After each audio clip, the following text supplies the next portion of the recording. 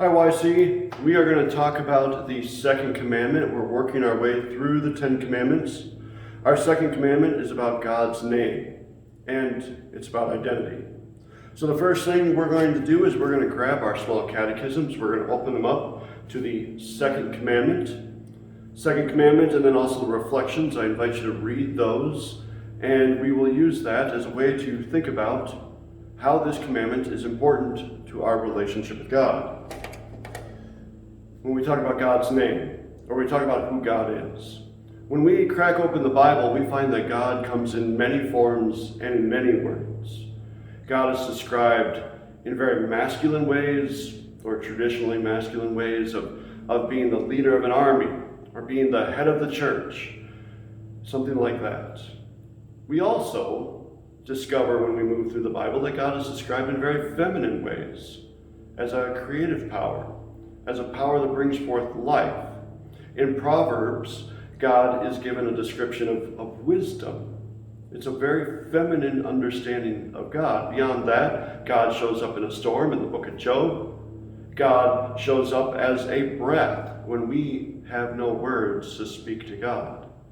God can be as loud and as silent as we can imagine. So that means that God is more than one thing. It means that God is more than our imagination. God encompasses all of creation because God created us and we bear God's image.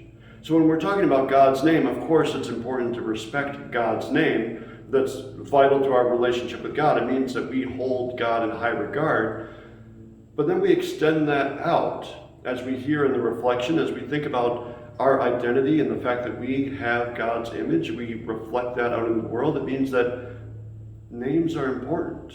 Not just God's name, your name. Your name reflects your family. Your name reflects all the many different aspects you have in your life. Maybe you're good at sports. Maybe you're good at reading. Maybe you're one of those great friends who people will come to when they feel broken and downtrodden because they know that you will listen. And maybe you'll have a really good joke to tell. Maybe you're the life of the party. Maybe you're the one who works really well one-on-one. Maybe you write. Maybe you do math. Maybe you play video games better than anybody else. We all have these collections of skills and attributes that are part of who we are. And all of that is reflected in our names.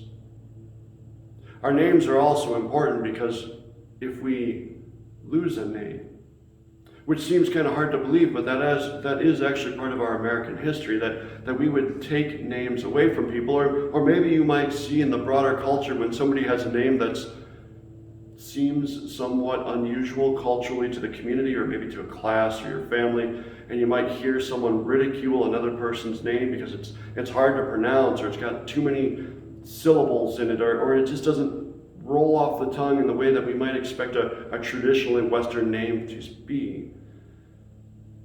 Well, that's also ridiculing the person's name. It's ridiculing the person because our name is our identity. In our American history, we know that slavery was very much a part of the foundation of our early nation, going all the way back to 1619, where the first recorded slaves that were brought into this country. Part of the slave trade process, when humans were enslaved from Africa and various other parts of the world, when their identity was taken, one way to take that identity was to take away their name. Everyone has a name.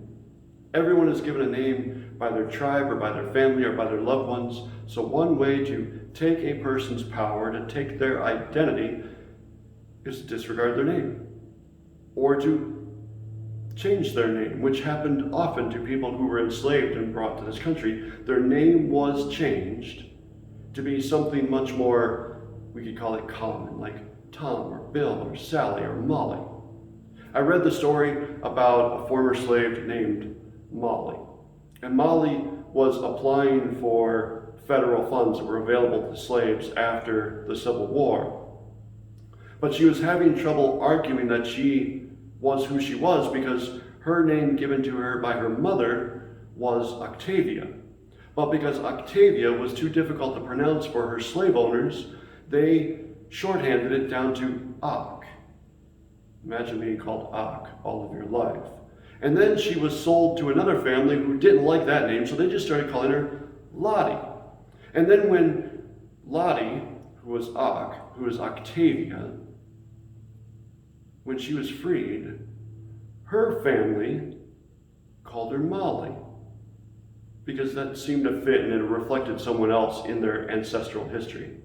So Octavia became became Lottie, became Molly, and on her records after the Civil War, when she was set free, because she was called Molly, Molly was the name that was on her permanent ID in the government. So now she has to go back 4 names just to prove who she was, how she was connected to all these other families and all these other people. You may know the story of Malcolm X, or maybe you haven't. Malcolm X was a civil rights leader in the early 60s. He was assassinated in 1964. Malcolm X created that name for himself. He called himself Malcolm X because X was not a slaveholder's name. X was his name. It was a way for him to separate himself from the slaveholder families whose name he carried. Another famous person in our American history, his name is Cassius Clay. You might have heard of him as Muhammad Ali, one of the most famous and one of the greatest boxers we have in our American history. Cassius Clay changed his name to Muhammad Ali to reflect his faith in God and to take away those slave names that he had carried with him to claim a name that was much closer to his identity. Names matter. Your name matters. It tells people at school, it tells people in your family, it tells people in your community who you are. Your name matters. God's name matters. 2 things I want to invite us to reflect on as we're thinking about names, God's identity and our own. First, I want you to do a little research on your name. Your first name and your last name. Where'd your first name come from? Who gave it to you? Was it mom? Was it dad? Was it your adoptive family? Was it maybe it came from a sibling? Maybe it came from an aunt, uncle, or grandmother, grandfather. Find out where your name came from, your first name. Maybe it's a biblical name. Maybe your family doesn't know that it's a biblical name. So do a little digging. Do a little digging on the internet, but beyond that, really talk to your family. Ask them how you were named and why you were named, given the name that you have. Do the same for your last name. Find out where your last name came from. Tradition holds in this country that often the last name comes from the father, but there are other traditions and other ethnicities where mom's name would be the name that's passed on to the children. Or maybe you have a hyphenated name.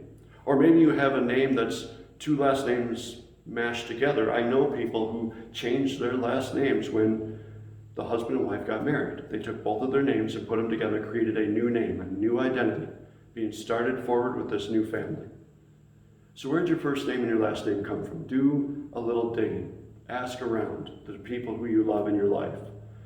Second thing I want to invite you to do, grab those prayer journals, open it up to an empty page, any blank page you want, and do some reflecting on this research that you've done about where your first name and your last name come from. Even beyond that, maybe ask about your parents. How did they get named? What do their names reflect? And write that all down. Write down all the names. Write down the names that you learned about. Maybe learn about some grandparents. Do a little bit of ancestral digging if you want. Take this as far as you want. But what I want to invite you to do is to take all those names and see how you envision God in those names. How do you see God at work in your first name? How do you see God at work in that last name that you have been given? How do you see God at work in your parents' names and your aunts and your uncles, your loved ones, the people who are sacred and dear to you? Your name is important. Your neighbor's name is important because these names reflect the image of God. We'll talk again very soon. Have a great day, YC.